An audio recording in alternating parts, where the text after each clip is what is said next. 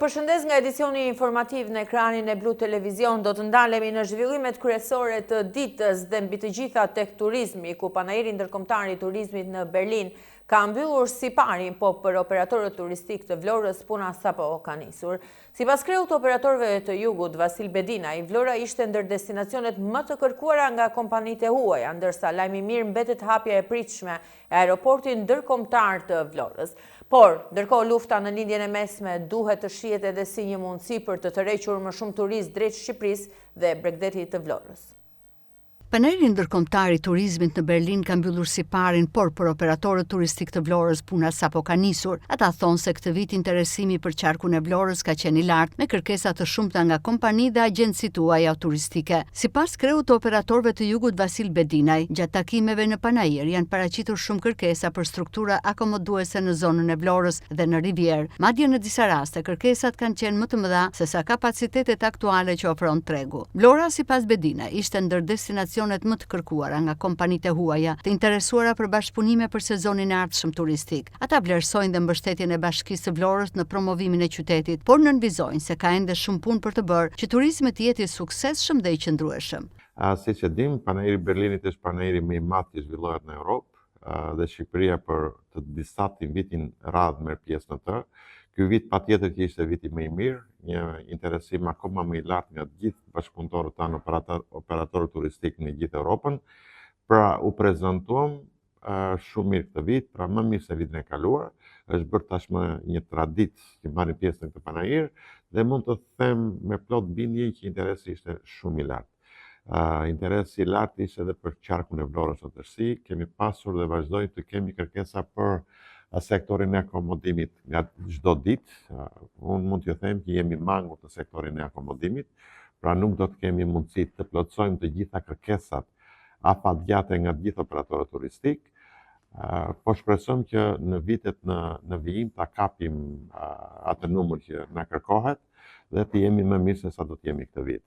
Vlora ka qenë epiqendra e kërkesave, mund ta them, për gjithë vijim bregdetare të Shqipërisë.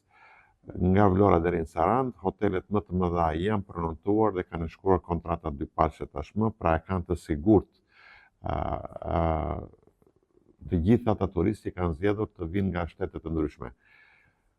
Vlen të theksoj që dhe bashkia ka bërë punën e vet, ka qenë bashkë me operatorë turistik në këtë panajir, ka sjell risi të reja, patjetër, por ajo që vlen për të theksuar është që kemi shumë punë akoma për të bërë në këtë qytet.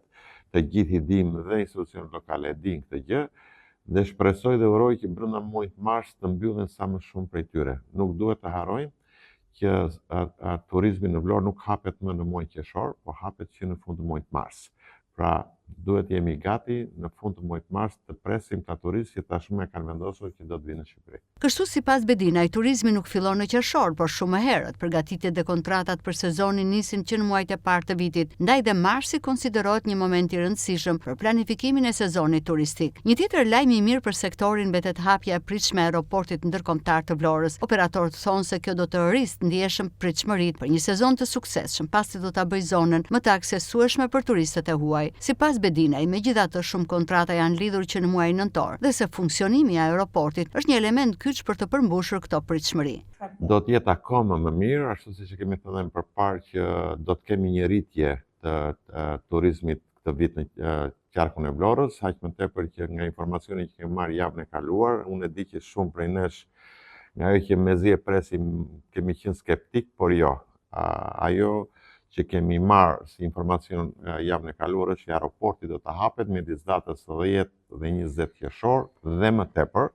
Do të hapet fillimisht për charterat, do të funksionojë vetëm në daylight që i thonë, pra nga ora 7 e mëngjesit 7 i darkës, sepse certifikimi i sinjalistikës është tjetër procedurë që mund të zgjaset edhe 30 ditë akoma, por nga informacioni që kemi që do të kemi edhe të reja kryeministri do të ketë të reja këtë javë vetë ai dhe është diçka që ne mezi po e presim dhe do t'i bëj shumë mirë sektori turizmit në këtë qark. Pronontimet kemi, po kemi shumë pronotime që janë pending që varen totalisht nga aeroporti. Pra ne kemi shkruar kontrata që në muajin nëntor të vitit kaluar, dhe këto kontrata kanë qenë me aeroport. Në rast se nuk do të kemi aeroport, atëherë kontrata bie. Por me sa po shohim dhe nga përpjekjet që po bën kryeministri, pavarësisht se ne nuk i shohim të gjitha, por përpjekjet kanë qenë maksimale që aeroporti të hapet brenda afatit të kërkuar dhe është premtuar dhe ne si operator turistik interesohemi gjatë çdo ditë nëpërmjet administratorëve të aeroportit, sepse e lidhim drejt të drejt me punëtorët, që çfarë do të bëjmë me këto kontrata, dhe javën e kaluar na kanë ngrohur kur i thonë, sepse na kanë thënë një datë që do të jetë data 10 me 20 qershor, do të mbasin diku të një javë, sepse grupet e kontraktuara fillojnë datën 2-3 qershor, por kemi gjetur zgjedhjen alternative që do t'ju pagojmë transportin. Ne si hotelier nga Arina si për të ardhur në Vlorë do ta kemë transportin palas që mos të binte kontrata e gjithë. Ndërkohë zhvillimet gjeopolitike dhe lufta në lindjen e mesme shihen dhe si një mundësi për të tërhequr më shumë turistë drejt Shqipërisë dhe Bregdetit të Vlorës, por sipas operatorëve, kjo kërkon që industria turistike vendase të përmirësojë dhe të perfeksionojë ofertat në mënyrë që destinacioni të jetë sa më konkurrues në tregun ndërkombëtar. Atëherë luftrat bëhen luftra që më të shumtat janë ekonomike. Unë ju tregoj një detaj shumë që e pashi ditën e parë në Panairin e Berlinit, që para të shkonin te pavioni i Shqipërisë, kalonin nëpërmjet pavionit të vendeve të lindjes mesme si Egjipti, Dubai, Abu Dhabi, gjitha vendet e Arabisë Saudite. Në krahasim me vitet e kaluara ku gumzhinte nga mirëqenia e Arabia Saudite, këtë vit ishte totalisht zero. Pra ne duhet jemi ata që të bëjmë ato që na takojnë të bëjmë, patjetër që edhe disa po i bëjmë, që një pjesë të kësaj e këtyre turistëve të sjellin në Shqipëri. Dhe unë besoj që të gjithë janë të vëmendshëm për të hapur aeroportin, sepse është një hall kryesore që ta thith këtë. Patjetër edhe operatorët turistik duhet të nxjerrin ofertat e tyre dhe duhet të bëjmë ta promovojmë këtë gjë, dhe si promovojë duke dërguar oferta dhe kontrata në gjithë bashkëpunëtorët tanë jashtë territorit të Shqipërisë, pavarësisht nëse e njohim ose jo. Në këtë mënyrë Vlora synon të hyjë në sezonin e ri turistik me pritshmëri të larta dhe me interes në rritje nga tregjet e huaja. Përgatitjet për sezonin turistik, Ministri i Turizmit, Kulturës dhe Sportit Blendi Gonxhia ka zhvilluar një takim në Bashkinë e Vlorës. Sipas ministrit, në takim me kryebashkiake Mersini, është folur për prioritetet e momentit, projektet që janë në zhvillim dhe organizimin e sezonit veror, me synimin dhe turizmi në Vlorë të mos mbetet vetëm te vera. Përgatitjet për sezonin turistik kanë nisur më herët në Vlorë. Ministri i Turizmit, Kulturës dhe Sportit Blendi Gonxhia ka shkuar në qytetin e Vlorës bashkë me ekipet e ministrisë për të diskutuar nga afër me bashkinë për atë që pritet në muajt e ardhshëm. Në takimin me ekipet e bashkisë dhe kryetaren Bruna Mersini, u fol për prioritetet e momentit, projektet që janë në zhvillim dhe organizimin e sezonit veror, me synimin që turizmi në Vlorë të mos mbetet vetëm tek vera. Një pjesë e madhe e diskutimit u përqendrua te menaxhimi dhe pastrimi i plazheve, përgatitja e vizë bregdetare dhe rritja e standardeve për qytetarët dhe turistët. Në Tryez u fol edhe për asetet kulturore të zonës si muzeumet dhe kaleja e Kaninës, por dhe mënyrën se si mund të bashkëmenaxhohen më mirë për të lidhur më fort turizmin me kulturën dhe sportin. Vlora meriton më shumë vëmendje dhe mbështetje institucionale, ndaj po punojmë për një sezon sa më të organizuar dhe për një vit 2026 sa më të gjallë, me më shumë aktivitete kulturore, zhvillim dhe energji festive për qytetin, deklaroi ministri. Sipas diskutimeve në takim, synimi është që Vlora të ketë një sezon më të organizuar dhe një vit 2026 me më shumë aktivitete kulturore dhe zhvillim për qytetin. E prej kësaj të martë sheshi Triraca do të mbajë emrin Adem Jashari. Të pyetur në mënyrë të rastësishme, qytetarët pranë sheshit vlerësojnë emërtimin e ri. Sipas tyre, ky është një vendim që simbolizon bashkimin kombëtar, ndërsa Adem Jashari është një hero që përfaqëson gjithë shqiptarinë.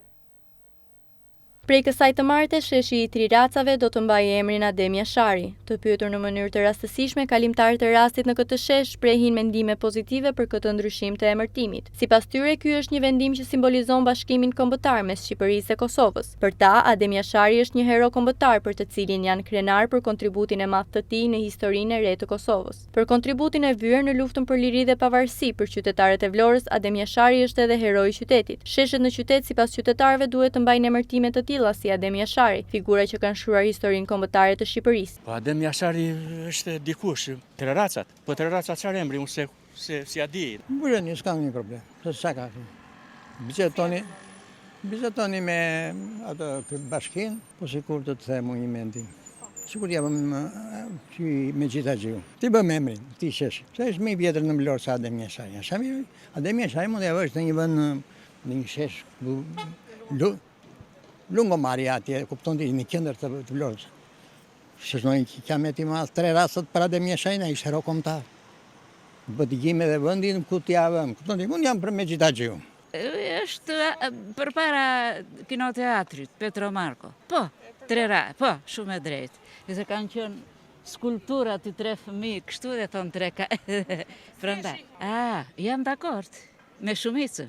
Shiko, më vjen mirë, Ademia Shari bën pjesë në ata personalitete që jep nder kombit. Po tash nëse e rregullojnë në Këshill Bashkiak, që mund të lërë këtë, mund të çojnë në një vend tjetër, s'është e thënë. Gjë shumë e mirë, shumë pozitive. Më mirë kemi emrin në një heroj kombëtar, tani ka marrë për masa kombëtare Ademia Shari, se sa një emër tradicional, 3 raca që s'ka shumë kuptim për njerëzit. Vendimi për të dhënë sheshit emrin e Ademia Sharit është miratuar në mbledhjen e fundit të Këshillit Bashkiak të Vlorës, ndërsa Ademia Shari është figura madhore e lirisë dhe pavarësisë së Kosovës, i cili vjen për herë të parë në Vlorë, në qytetin simbol të pavarësisë së Shqipërisë, si një emër që tashmë do të mbajë një shesh në qendër të qytetit bregdetar. Është mbledhur këtë të martë Këshilli Vendor për Sigurinë Publike, ku përfaqësues të institucioneve lokale dhe komuniteteve fetare janë bërë bashkë për të diskutuar dhe paraqitur rezultatet në kuadër të garantimit të rendit dhe sigurisë publike në qytet, por dhe ofrimit të një shërbimi më cilësor të institucioneve ndaj qytetarëve.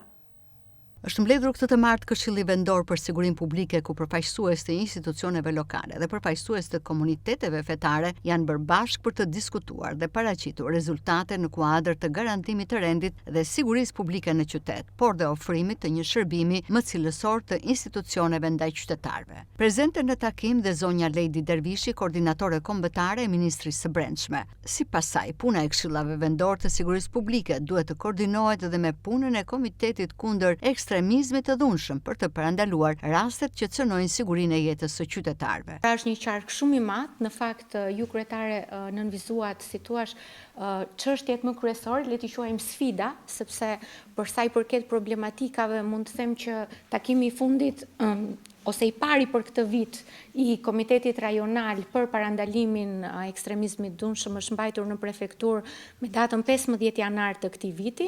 Nga ai takim nuk ka pasur problematika lidhur me qytetin tuaj dhe me qarkun tuaj, por është e rëndësishme që të kuptohet që puna e madhe që ju bëni me Këshillin Vendor të Sigurisë Publike, me këtë plan për cilën po flasim, duhet të jetë në sinergji me atë komitet i cili është krijuar me urdhër të kryeministrit, pikërisht, domethënë për të pasur një qasje jo më vetëm për qytetin e Vlorës, por një qasje qarku dhe një qasje rajonale. Për kryetarin e Bashkisë së Vlorës Brunilda Mersini, sa i përket rendit dhe sigurisë publike, Vlora tashmë hyn në pjesën e qyteteve të sigurta, kjo fal bashkëpunimit institucional. Sipas Mersinit, turistët e zgjedhin Vlorën edhe fal sigurisë që qyteti ofron.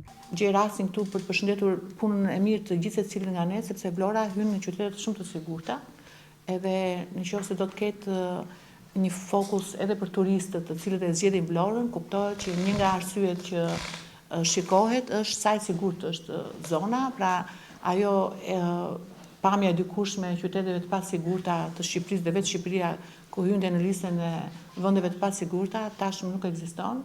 Besoj që jemi nga vendet më të mira në sigurinë publike në rajon, sepse është një qytet ku turistët shumë pak incidente për sigurinë e tyre kanë në të qytetë raportuar dhe kjo është edhe falë vëmendjes së veçantë të gjithë strukturave.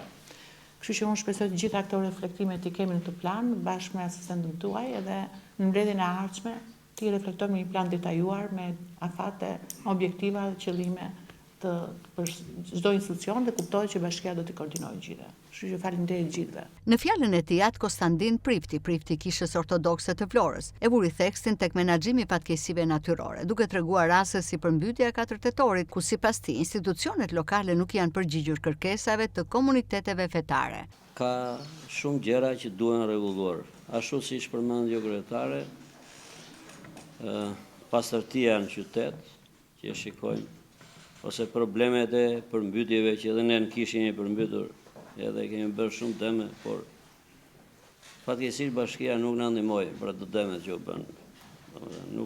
Ju si ishet kryetari në atë kohë, po nuk na dën shpërblim. Megjithatë, këto janë gjëra që kisha i zgjidhur edhe vetë çka probleme, por do të themi që krijoi një imazh shumë keq kisha u përmbyt, edhe me shumë vonesë hoqën balta nga oborri, nga bashkia. Pastaj ne çon dokumentat demet që u bën, nuk u bë asnjë gjë. Megjithatë kjo s'ka rëndësi në këtë takim, por do ta përmendem që se jemi edhe te siguria dhe te shembulli që jep bashkia dhe gjithë institucionet në pastërtinë e qytetit, në rregullin e qytetit. Shpëtim Hasan Alia, i zëvendës drejtor në Policinë e Vlorës, tregon se Policia e Shtetit është e hapur për bashkëpunim për çdo rast që ndihmon në garantimin e rendit dhe sigurisë publike. Që neve kemi në çdo sektor shërbimit të cilin mbulojnë të gjitha problematikat në këtë prefektur, janë të mirëpritur që të vinë në çdo kohë për të trajtuar në kohë problematika për mos t'i lejuar këto probleme të cilat të na agravojnë dhe na krijojnë situata të pakëndshme në qytet. Kryetaria tha shumë mirë që Vlora do të ngelet epicentër e turizmit në Shqipëri dhe kjo nuk është turizmi i cili fillon në qershor dhe mbaron në shtator. Tani turizmi i Vlorës është bërë gjithë vjetor. Dhe këto detyrimet më të mëdha në këtë qytet se kushdo tjetër ka Policia e Shtetit për të garantuar rendin publik dhe për të siguruar gjithë pushuesit, jo vetëm vendas, por edhe ata tuaj të cilët imazhin e këtij qyteti të mos e prishim ne. Po ne që jemi këtu kemi detyrimin të parët për të dhënë kontributin tonë. Kështu që unë gjej rastin dhe kërkoj mbështetje dhe mirëkuptimin nga të gjithë drejtuesit e institucioneve për të qenë bashkëpunues në çdo kohë me njëri tjetrin. Shqetësime dhe rekomandime kanë shprehur dhe përfaqësues të tjerë të institucioneve lokale, por edhe të shoqatave që operojnë në qytet. Kemi zgjedhur për të jetuar dhe për të ushtruar dhe funksionin tonë publik, të vlerësojmë 2-3 nisma të cilat janë sensibilizuese dhe vullnetare, të cilat duke qenë se edhe kjo tavolinë është një tryez me gjitha aktorët lokal edhe qendror, si vetë qeverisja vendore, gjithashtu dhe organet e qeverisë qendrore, duke qenë se edhe organi në vetvete domethënë është këshillimor dhe nuk ka detyrime ligjore, mendoj se duhet të krijojmë disa grupe pune sensibilizuese për sa i përket mbajtjes pastër të mjedisit, e cila vihet re në gjithë veprimtarinë tonë ditore, që gjithë qytetarët domethënë nuk kanë një vëmendje të caktuar tek mbajtja e mjedisit pastër. Organet vendore bëjnë punën shumë korrekte dhe janë gjatë gjithë kohës domethënë të angazhuar, po vret një jo vëmendje e theksuar siç duhet nga qytetarët dhe mbajtja e pastër e mjedisit. Nëse nuk ka një bashkërendim të mirë qeverisje dhe qytetar, atëherë asnjëherë nuk marrim atë produktin e kërkuar nga gjithë ne. Duket një punë tepër e vështirë, pastaj dhe tepër e pamundur, sa kalon edhe në pesimizëm. Turist, pothuajse gjatë gjithë vitit, ka ndikuar që të rritet numri i viktimave apo i atyre vajzave shqiptare apo të huaja, të cilat shfrytëzohen për trafikim apo për forma të tjera të slavërisë moderne, jo vetëm detyrim për ushtrim prostitucioni, por gjithashtu edhe forma të tjera siç janë puna e detyruar.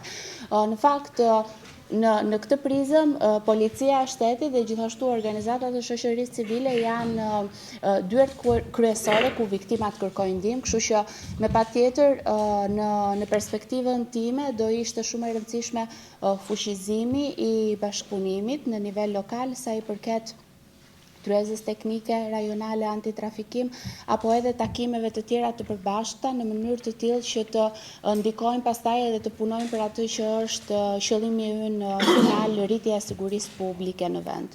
Këshillat vendor të sigurisë publike janë mekanizma të cilët nxisin bashkëpunimin ndërinstitucional në rritjen e parametrave të sigurisë në qytet.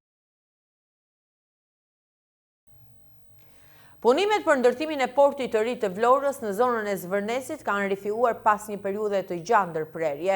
Në kantier është rikthyer aktiviteti, duke sinjalizuar vijimin e këtij projekti të rëndësishëm për zhvillimin e qytetit dhe të gjithë rajonit. Rikthehen punimet për projektin e ri të portit të Vlorës, që do të ndërtohet në zonën e Zvërnecit. Vlera e këtij investimi shkon në 43 milion euro, ndërsa fati është parashikuar në 24 muaj kalendarik. Megjithatë, ajo që mbetet për të përcaktuar është dita e nisjes punimeve dhe se kur do të jetë gati dhe kur do të përfundojë porti i ri i qytetit të Vlorës. Është parashikuar që ky të jetë një port i cili do të ofrojë shërbimin për tragetet, por edhe për mjetet e tjera të mallrave, duke zhvendosur nga i aktuali dhe duke vendosur pikërisht në zonën e Zvërnecit. Punimet për ndërtimin e portit të ri të Vlorës, i cili do të ndërtohet në zonën e Zvërnecit, kanë rifilluar pasi periudhë të gjatë ndërprerjeje. Prej disa ditësh në kantier është rikthyer aktiviteti i punës, duke sinjalizuar vijimin e këtij projekti të rëndësishëm për zhvillimin e qytetit, por edhe të gjithë rajonit. Vlera e investimit për ndërtimin e portit të ri llogaritet në rreth 43 milion euro, ndërsa sipas dhënave zyrtare, afati për përfundimin e punimeve është përcaktuar në 24 muaj kalendarike. Megjithatë, një element që mbetet ende i paqartë është edhe data e saktë e nisjes së këtyre punimeve, por edhe përfundimit të projektit, pasi në tabelën informuese të vendosur në kantier nuk specifikohet një afat i qartë kohor për realizimin e tij. Projekti i ri në zonën e Zvërnecit parashikohet të ketë një funksion të zgjeruar. Ai do të shërbejë jo vetëm për tragetet që lidhin Vlorën me Italinë, por edhe për mjetet tjera lundruese që transportojnë mallra të ndryshëm. Ky projekt synon të rrisë kapacitetin portual dhe të përmirësojë infrastrukturën detare të qytetit. Sipas planit, porti aktual që ndodhet në zonën e Skelës, ku deri më tani janë përqendruar aktivitete portuale, do të zhvendoset drejt zonës së triportit në Zvërnec. Ky ndryshim pritet ndikojë edhe në transformimin urban të zonës ekzistuese portit në qytetin e Vlorës. Megjithatë, mbetet për të parë se si do të vijojnë punimet në terren e nëse do të respektohen afatet e paracaktuara për realizimin e këtij projekti, i cili konsiderohet një nga investimet më të rëndësishme infrastrukturore për qytetin e Vlorës dhe zhvillimin e tij në të ardhmen. Do të ndalemi tek ekonomia. Çmimi i karburanteve vijon të shënojë rritje të ndjeshme në qytetin e Fierit, duke rënduar edhe më shumë xhepat e qytetarëve dhe biznesit. Në të gjitha pikat e karburantit në qytet dhe zonat përreth, çmimi i naftës është rritur nga dita në ditë, duke kaluar në disa pika edhe pragun e 200 lekëve për litër. Çmimi i karburanteve vijon të shënojë rritje të ndjeshme në qytetin e Fierit, duke rënduar edhe më shumë xhepat e qytetarëve dhe biznesit. Në pothuajse të gjitha pikat e karburantit në qytet dhe zonat përreth, çmimi i naftës është rritur nga dita në ditë, duke kaluar në disa pika edhe pragun e 200 lekëve për litër. Sipas vëzhgimeve në terren, rritja e çmimit të naftës është bërë gradualisht gjatë vitit të fundit, ndërsa aktualisht në disa pika të tregtimit ajo po rritet me 200 deri në 205 lekë për litër. Kjo përbën edhe një rritje të konsiderueshme krahasuar me nivelin e mëparshëm, duke reflektuar ndikimin e zhvillimeve dhe tensioneve në tregjet ndërkombëtare. Por jo vetëm nafta ka psuar shtrenjtim, edhe benzina po ashtu ka ndjekur të njëjtin trend të rritjes, duke shënuar një rritje të ndjeshme në shumicën e pikave të furnizimit. Ndërkohë një rritje ndonse më e moderuar është regjistruar edhe tek gazi për automjetet, i cili nga rreth 49 lekë për litër që ishte më parë, tashmë po tregtohet me 60 lekë për litër. Rritja e çmimeve të karburanteve pritet të ketë ndikim zinxhir në ekonominë e përditshme, pasi transporti dhe shërbimet e lidhura me të mund të përballen me kosto më të larta.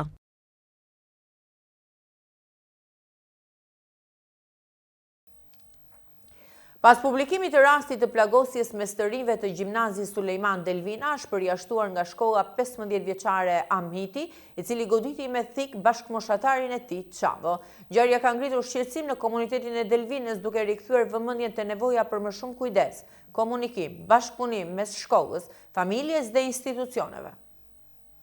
Pas publikimit të rastit të plagosjes mes të rinjve janë marrë masa ndaj 15 vjeçarit të përfshirë në incidentin e ndodhur në gjimnazin Sulejman Delvina në Delvin. Adoleshenti Frank Hamiti, i cili goditi me thik bashkëmoshatarin e tij Dionis Çavo, 16 vjeç, është përjashtuar nga shkolla pas publikimit të ngjarjes dhe protestës së nxënësve.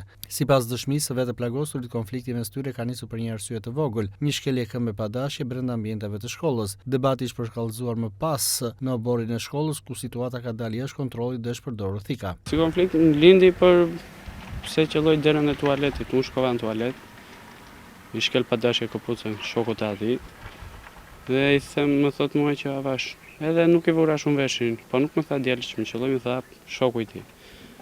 Shkoj në tualet, qellon derën e tualetit, dhe më pas dal jashtë dhe i them, i bërtas, çfarë bën më idiot, i thash ti e qellon derën për veprimin që ka bërë, dhe më thot që i thash kush e qelloi në fillim, se nuk se ndaj që jam pak i tronditur, prandaj po e flas kështu. Edhe i thash çfarë bën më idiot, jo kush e qelloi derën. Më thot që unë e qëllova, tha. Qarë bëmë idiot, i thash, si e qëllon derën, përse e qëllon derën? Më thot mua që jo, ndaj kote. I them, të kam respektuar, po, më ke respektuar, po, qarë ke?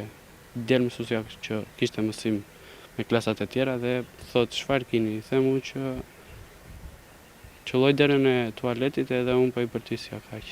Iki tek zire pastrusave, vjen drejtori. Vjen drejtori më thot, çfarë kini? I them që më qëlloj derën e tualetit dhe unë i bërtita. Më thot, drejtori më tregon situatën që ai ka pasur disa trauma dhe i them që rregull drejtor, më thot, kërkoj falje dhe mbylli muhabetin. Në rregull. Bëra unë sikur isha fajtori, mora fajin për ta shuar sherrin dhe më thot që do bëjmë sherr, nuk mbyllet këtu thot. I them që për të bërë sherrin tash unë i thotë drejtori që të shuanim sherrin, hajde të vënë në palestër. Thot që hajde thot. Jo, i them unë, drejtori më tha mos prano tha. Jo, i them unë që nuk duhet të bëjmë sherr për të vrarë vetëm kur duash.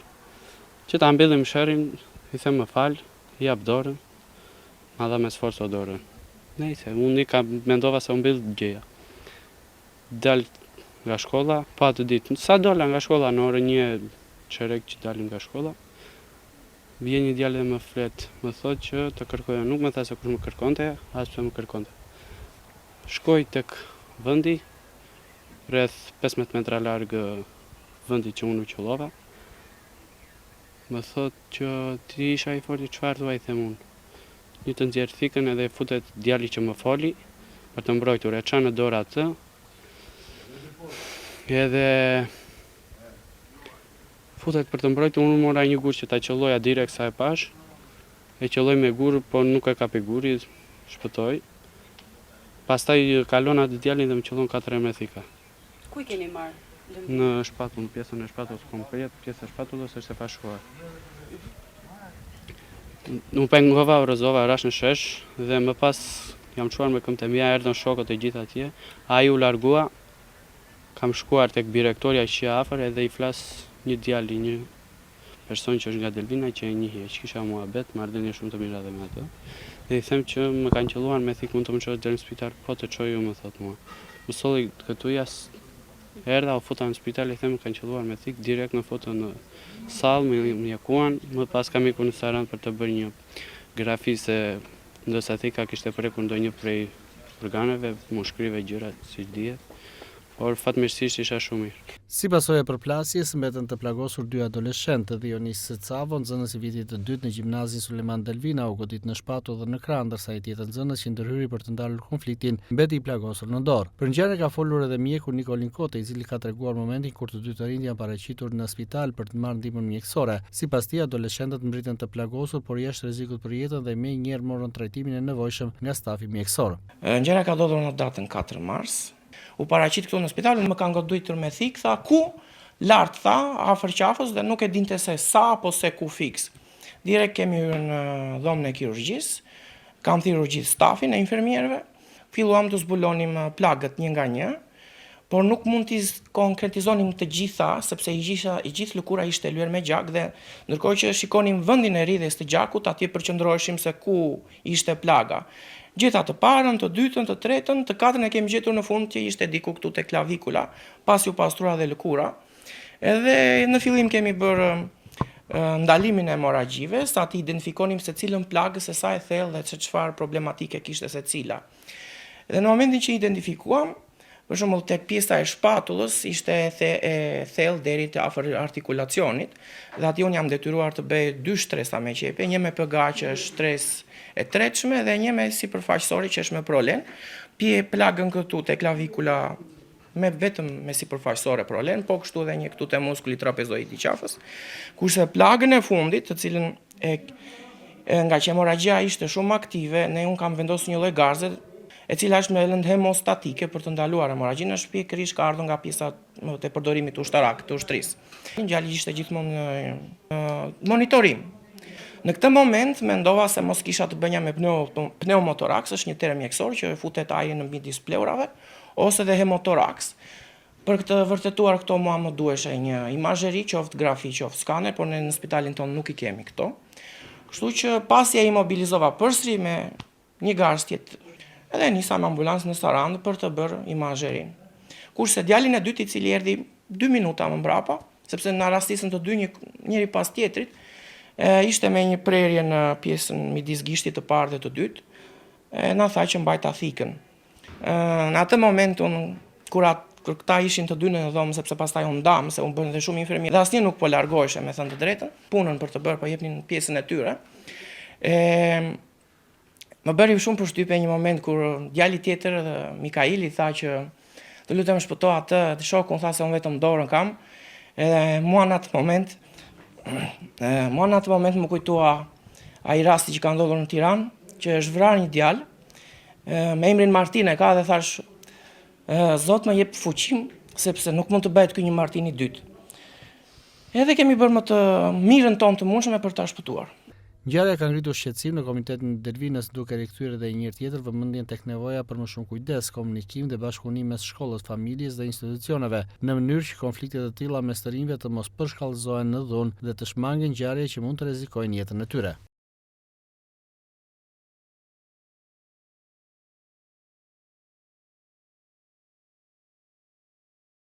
Dalemi tek shëndetësia. Përforcimi i Spitalit Rajonal të Vlorës me një grup mjekësh të rinj është përshëndetur këtë të marrë nga kryeministri Edi Rama, sipas të cilit, duke sjellë energjinë, ata i bashkohen profesionalizmit të stafit ekzistues për të qenë pranë pacientëve çdo ditë, duke shërbyer me përkushtim, profesionalizëm dhe energji.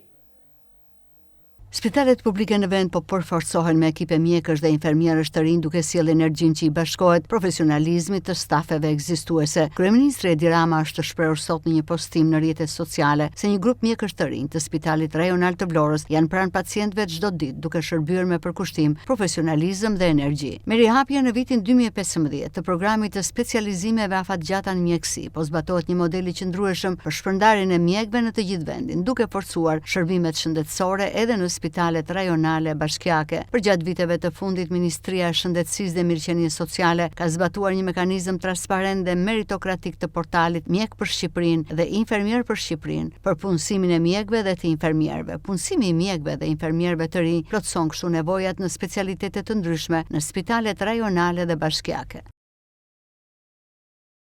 Do të shkojmë në rajon. Gjykata kushtetuese ka vendosur një masë të përkohshme për pezullimin e dekretit të presidentes Vjosa Osmani për shpërndarjen e parlamentit dhe shpalljen e zgjedhjeve të reja parlamentare. Sipas vendimit të gjykatës, masa do të mbetet në fuqi deri më 31 mars, pra fund muaj, ose deri në një vendim përfundimtar për çështjen. Gjykata kushtetuese ka vendosur një masë të përkohshme për pezullimin e dekretit të presidentes Vjosa Osmani për shpërndarjen e parlamentit dhe shpalljen e zgjedhjeve të reja parlamentare. Sipas vendimit të gjykatës, masa do të mbetet në fuqi deri në 31 mars ose deri në një vendim përfundimtar për çështjen. Gjatë kësaj periudhe, presidentes Osmani ndalohet të ndërmarrë veprime të mëtejshme lidhur me dekretin, ndërsa dhe kuvendi nuk mund të marrë vendime që lidhen me të. Gjykata theksoi se kjo masë synon të parandalojë dëmet të pariparueshme për rendin kushtetues dhe funksionimin demokratik të institucioneve në Kosovë. Vendimi nënkupton se presidentja nuk mund të shpall datë për zgjedhje të reja për sa kohë masa është në fuqi. Dekreti për shpërndarjen e kuvendit është kundërshtuar në kushtetuese nga partia në pushtet e kryeministrit Albin Kurti, lëvizja vetëvendosje. Kërkesa për vlerësimin e kushtetueshmërisë së dekretit u dorëzua nga Kurti në emër të qeverisë më 7 mars përmes postës elektronike, ndërsa gjykata e regjistroi zyrtarisht çështjen më 9 mars.